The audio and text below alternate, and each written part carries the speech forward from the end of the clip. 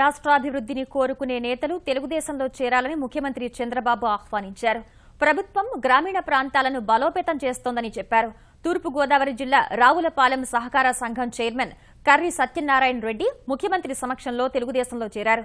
ఈ సందర్భంగా ప్రసంగించిన చంద్రబాబు విపక్ష వైకాపాపై విమర్శలు గుప్పించారు. ఆదాయం పెరిగే విధంగా ఈ ప్రభుత్వం కార్యక్రమాలు చేపడుతుంది. అంతేకాకుండా పేదవాళ్ళందరికీ పెద్ద ఎత్తున సంక్షేమ కార్యక్రమాలు కూడా చేస్తాం. నేను మిమ్మల్ని అందరినీ కోరేది, మీరు రావడమే కాదు, గ్రామాలు గ్రామాలు ఒకటి కావాలి. ఈరోజు మనందరి చేతల్లో ఉండేది రాజకీయం ముఖ్యం కాదు, మనకు కావాల్సింది అభివృద్ధి కావాలి.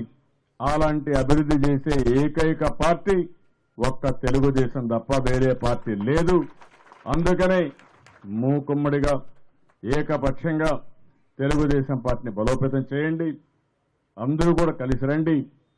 మీరు కలిసి వచ్చినప్పుడు మిమ్మల్ని ఏ విధంగా అభివృద్ధి చేయాలి, మీ గ్రామాలు ఏ విధంగా అభివృద్ధి చేయాలనో అన్ని విధాల అభివృద్ధి చేస్తామని చెప్పి మరొక్కసారి తెలియజేసుకుంటూ, ఇప్పుడు పార్టీలోకి వచ్చిన మిమ్మల్ని అందరినీ మనస్ఫూర్తిగా సాదరంగా మరొక్కసారి పార్టీలోకి ఆహ్వానిస్తూ మీ అందరి దగ్గర సెలవు తీసుకుంటున్నాను.